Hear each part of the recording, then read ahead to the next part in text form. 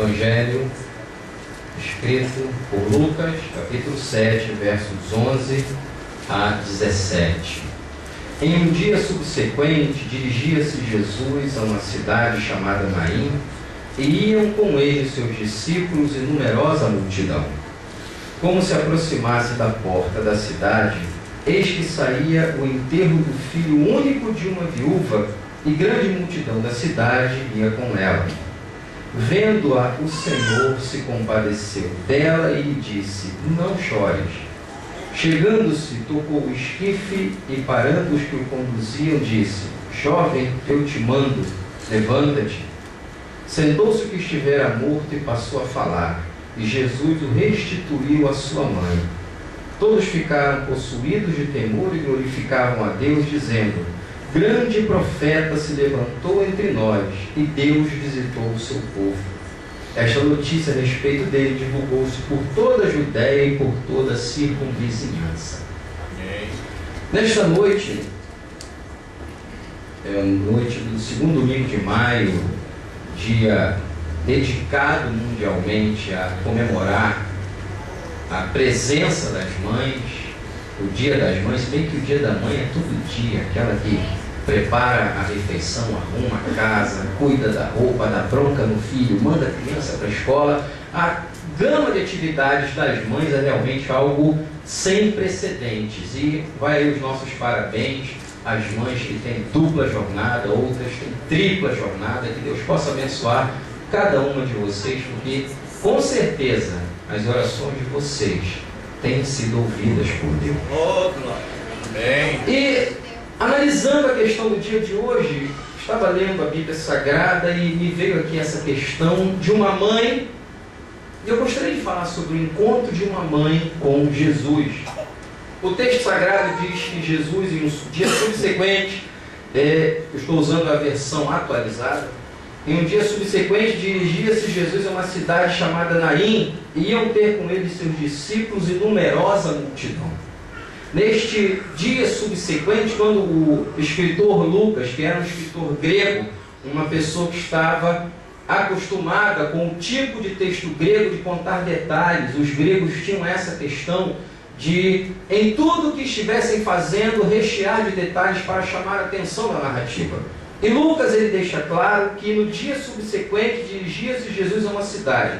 Dia subsequente a quê? Quando a gente começa a ler o início do capítulo 7, nós vamos ver Jesus encontrando-se com um centurião na cidade de Cafarnaum. Esse centurião era um homem que amava o povo judeu, ele tinha um servo que estava doente, e Jesus foi contactado com esse centurião, era um oficial romano, e ali naquele encontro, aquele oficial pede que Jesus tenha bondade e cure aquele servo que ele tinha. Ele disse: eu vou lá então curar esse seu servo. E aquele centurião, reconhecendo a autoridade de Jesus, disse: Senhor, eu não sou digno que o Senhor entre debaixo do meu teto, na minha casa, mas se o Senhor disser uma palavra, eu sei que meu servo vai ficar curado, porque eu sou um homem de autoridade, e quando eu digo a um servo vai, ele vai, e digo ao outro vem, ele vem, faz isso, ele faz.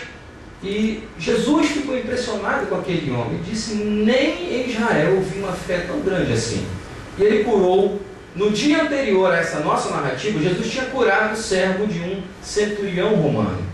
Já então, no dia que Jesus se dirige para a cidade de Naim, ele está acompanhado não apenas dos seus discípulos, mas também de uma grande multidão. Lucas não dá a quantidade de pessoas, mas deixa claro que era um número bem generoso de seguidores que acompanhavam o Senhor Jesus Cristo. Só que este era um dia muito triste naquela cidade.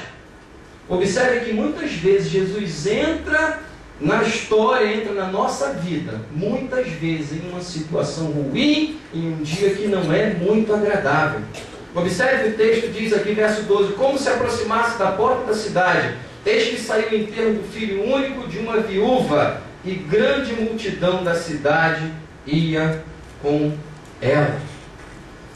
Queria que analisássemos nesse instante a situação desta mulher, à luz dos contextos sociais, históricos daquela época. A Bíblia diz que Jesus estava entrando na cidade, e justamente naquele instante saiu o enterro do filho único de uma viúva. E é complicada essa história porque, dentro do contexto da sociedade judaica, quanto mais filhos uma mulher tivesse, mais ela era abençoada. Havia aquela história dentro da sociedade judaica que uma mulher que não podia ter filhos não era uma mulher abençoada por Deus. É claro que hoje nós temos uma outra visão desta história, nós temos uma visão muito maior que aqueles hebreus tinham. Então, dentro desse contexto, a mulher que não podia gerar filhos era uma mulher que carecia da bênção de Deus. Só que esta mulher daqui de Naim, que tinha perdido seu filho, a Bíblia diz que ela tinha um único filho e que ela era uma viúva. Talvez hoje em nossos dias isso não reflita muito, porque a nossa sociedade é uma sociedade ocidental, não é uma sociedade oriental do primeiro século antes de Cristo. Mas imagine você numa sociedade em que a mulher que tem vários filhos é abençoada, ela é um ponto de referência. Uma mulher que tinha um filho só, ela era olhada com outros olhos. Imagine aquela criança, quando vai crescendo, vai para a escola e encontra-se com seus coleguinhas e começa a perguntar para aquele garoto: e aí, qual o nome dos seus irmãos? Eu não tenho irmão. Você não tem, mas eu tenho 4 irmãos e 2 irmãs. E era comum na sociedade judaica uma família ser cercada de filhos. Provérbios 31 deixa claro que a mulher virtuosa era aquela mulher que tinha vários filhos. O salmista, quando fala sobre os filhos, ele diz que os filhos são herança do Senhor e o fruto do ventre, o seu galardão. Ele é como uma flecha na mão do valente, e ainda diz: bem-aventurado o homem que enche deles a sua aljava. Então observe que ter muitos filhos era positivo não somente para a mulher, como para o homem naquela época. E a Bíblia diz que essa mulher tinha apenas um filho. E Lucas, ele é muito detalhista quando ele continua a narrativa dizendo que além de um filho só, ela era uma mulher viúva. Hoje em dia nós temos uma série de mecanismos governamentais que prestam auxílio às mulheres que ficaram sem seus maridos. Nós temos órgãos do governo que cuidam sobre isso, mas naquela época não havia. A única solução, a única segurança que aquela mulher tinha era o seu filho, porque aquela mulher era uma mulher viúva.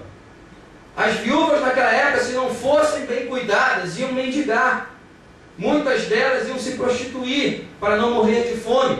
A situação de uma viúva naquela época era algo que somente Deus podia resolver. E a Bíblia diz que aquela mulher, além de ter um único filho, era uma mulher viúva, uma mulher que perdeu o seu marido, o homem que amou a sua vida. Aquele homem que cuidava dela, que trabalhava pela sua família, não estava mais lá e fora, recolhido pela morte. Essa foi a primeira desgraça que aconteceu com aquela mulher. E a segunda desgraça: perdeu o único filho que ela possuía. Aquelas que são mães aqui podem imaginar a dor que aquela mulher estava sentindo. Já não tem marido, pelo menos tem a alegria de ter um filho. E aquele filho é levado pela morte. Mas justamente naquele dia em que ela estava saindo da cidade, com uma grande multidão acompanhando, estava vindo na direção dela também uma outra multidão, acompanhando o Senhor Jesus. E a Bíblia diz aqui no verso 13: vendo ao Senhor, se compadeceu dela e lhe disse: não chore. Imagine você a situação daqueles que estavam acompanhando aquela mulher naquele funeral.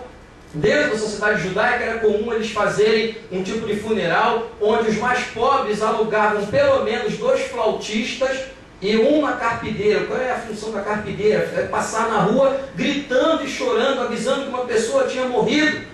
E através desse tipo de marketing, desse tipo de publicidade, que acontecia, a cidade ia se comovendo com aquela situação, e à medida que o enterro ia passando, o grupo ia aumentando de pessoas que iam se condoer com aquela família que tinha perdido um ente querido. Era assim que funcionava em Israel. Só que na Bíblia não fala mais ou menos o tamanho dessa cidade, mas diz que uma grande multidão acompanhava aquela mulher. Imagine a cena, aquela mulher andando, algumas pessoas carregando aquele corpo envolto em panos, já estava pronto para ser sepultado, quando Jesus...